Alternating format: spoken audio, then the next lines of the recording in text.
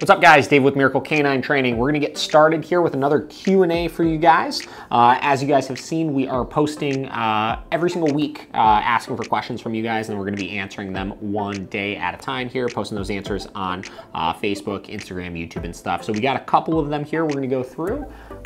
So we're gonna go ahead and get started. The first question that we have is from Riley Hawkins.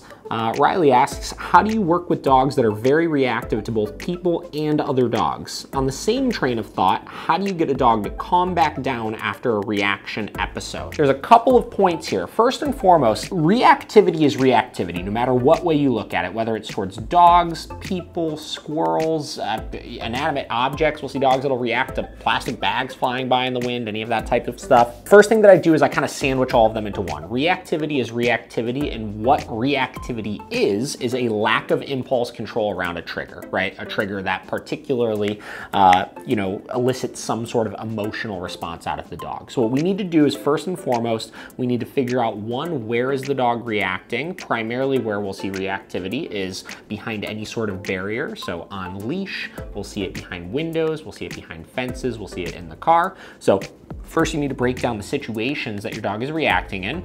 From there, you need to establish some degree of control in those situations. So if it's reactivity on the walk, which is the most common one, we need perfect leash walking. If it's reactivity in the house outside of the window, you could utilize a bed stay or something for that, but we just want to have our communication established to be able to teach the dog to stay away from that area. If it's reactivity in the car, we want to establish something like a down stay or a sit stay in the car that we can enforce to a high standard. From there, we need to make sure that we have something to hold the dog accountable to those things. We use the e-collar for this 9 out of 10 times. There's obviously a few exceptions, but for the most part, the e-collar is going to be a beneficial tool.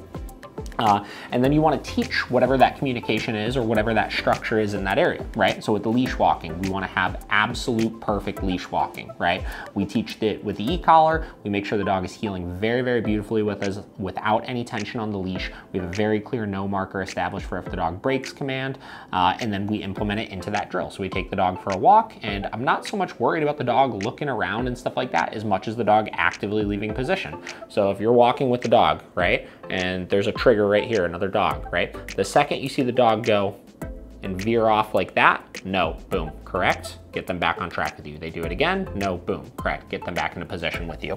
And you repeat that process no matter what the trigger is. And obviously the key with that is just that you're high enough in your levels, you're being motivating enough to combat that distraction. We need the dog to care more about whatever it is we're asking them to do than about the actual reactivity. Now, in addition to that, obviously we'll use things like pet correctors sometimes, and there are other tools that can help with the reactivity, but a combination of the e-collar and that is gonna be what's gonna be most beneficial for you guys. In the case of inside, reacting out the window or reacting behind the fence, same deal. We just want to have our no marker established to address that arousal at the barrier, right? We want the dog realizing that the barrier isn't the only thing holding you back from getting to this trigger, whether it's a dog or a person.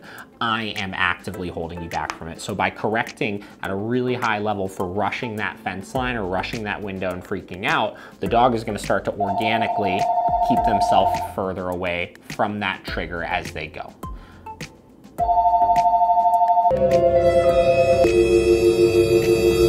This fucking phone. Good Lord. When you have your dog at a point where they're keeping themselves away from that barrier on their own, then they could start to have a little bit more impulse control and kind of absorb that trigger a little bit more and become a little bit more accustomed to it and a little bit less reactive in the long run towards that thing. And then the last one being in the car, typically what I'll do is I'll enforce, like I said, a down stay or a sit stay, and I'll correct for breaking that position. We'll see dogs are extra reactive or extra anxious in the car just because it's a place that typically there's no rules ever in, right? Naturally, it's just a car. I mean, it's essentially a glorified crate, but they're passing by all sorts of triggers while they're in it. So we address that reactivity all the same while we're in there, and by implementing that structure, we'll see 90% of the reactivity go away on its own. Now, to answer the second part of this question, how do you calm a dog down after a reactive episode? Usually I tell my clients, once the dog has started full on reacting, you've kind of lost the battle at that point. So the best thing that you could do is just kind of regain control to whatever degree you can with your leash, keep on walking away from it. As the dog settles down, you could provide bigger corrections for that arousal once it's at a more manageable level. And then you kind of just gotta, you know, face the, you know, the fight another day.